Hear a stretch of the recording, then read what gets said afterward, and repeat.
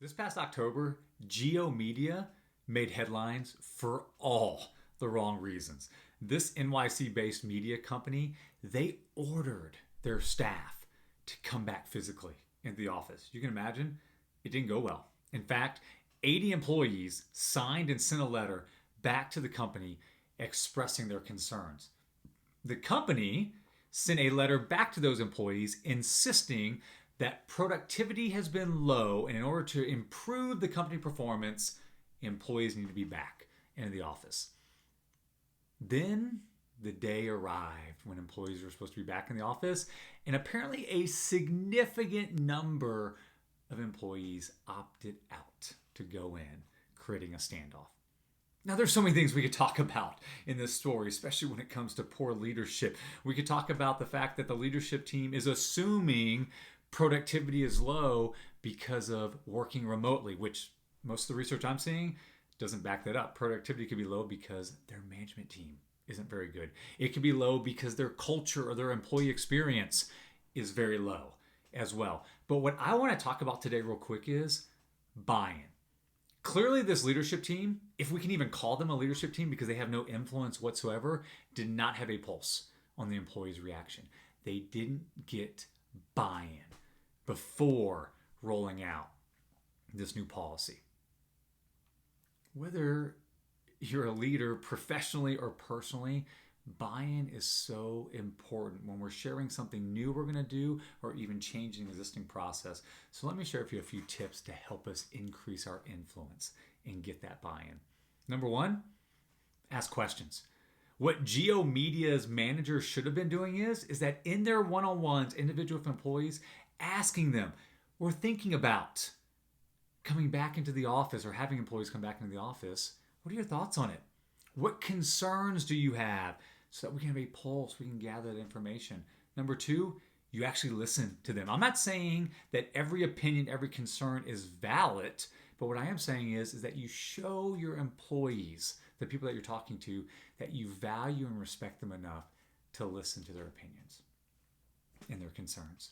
Three, ask more questions. The reason why we want to ask more questions is a lot of times the first concern, the first issue of question, it's a symptom. There's actually a root cause to it. So let me give you another example here. Let's say you have an employee who wants a raise. We all want raises, right? Instead of just shutting down and saying, sorry, we can't give you a raise, what if you asked a few more questions? Ask questions around what are their thoughts around compensation? What are some reasons they feel like they have earned a raise? The reason why those questions are important is it might not be about a raise. That might be the symptom. What this question might be about is recognition, change in job title, change in job description. The raise is just a small portion of their overall concern. So after we ask questions, listen, and then ask more questions, fourth, we empower them to be a part of the solution. So let's say it's not just one employee who wants a raise. Let's say it feels like most of the employees in our company want raises.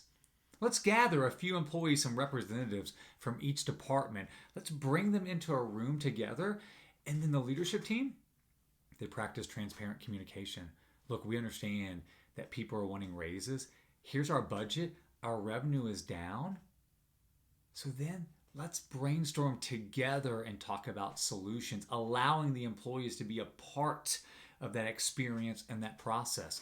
Maybe there needs to be some objective metrics created on how people earn raises. Maybe the metrics are there and it's more so communicating that clearly to the rest of the employees. Or maybe we need to get more creative. We need to think through some budget-friendly ways to be able to bring more value to the employee's experience when it comes to working at the company. Maybe we can increase benefits, right? Maybe there's some other ways we can overall enhance the employee experience. Then the leadership team, they take all those ideas, they draft up a proposal, they come back to that team and they share it and they let the employees poke holes in it, pick it apart, ask questions, raise concerns. Then you go back, revise. This might happen a few times, but finally the leadership team and the employees, instead of being on separate sides, almost like they're enemies, they have worked together to create something that they feel like is going to bring value to the employees. After that, Here is the power. When the leadership team goes to present that new proposal to the entire staff, you have a group of employees that are going to be ambassadors for that proposal because they're bought in. So when other employees push back or ask questions or raise concerns, those employees that were in that team that helped create that proposal, they're going to defend it. They're going to support it. They're going to be able to answer the questions, alleviate concerns. And it gives you a greater chance of having influence with that proposal. So for you, here's what I want you to think about. I want you to think about a time in the past when you shared a new initiative or you changed an existing process. That could be professionally or personally. Evaluate it. How did it go? Did people receive it well? Was there pushback? What were some of the reasons for the pushback? What were maybe some of the concerns that you didn't think about on the front end? And then, what can you do better now? Based upon the tips that I shared, how could you improve that so that next time this comes up, you're able to get better buy-in? I want to leave you with a treatable lesson. I'm going to read it to you. It's by Vince Lombardi. Here's what he says. Individual commitment to a group effort, that is what makes a team work, a company work, a society work, and a civilization work. The power in buy-in is we go from compliance, yes or no, to commitment, where people are empowered to take ownership.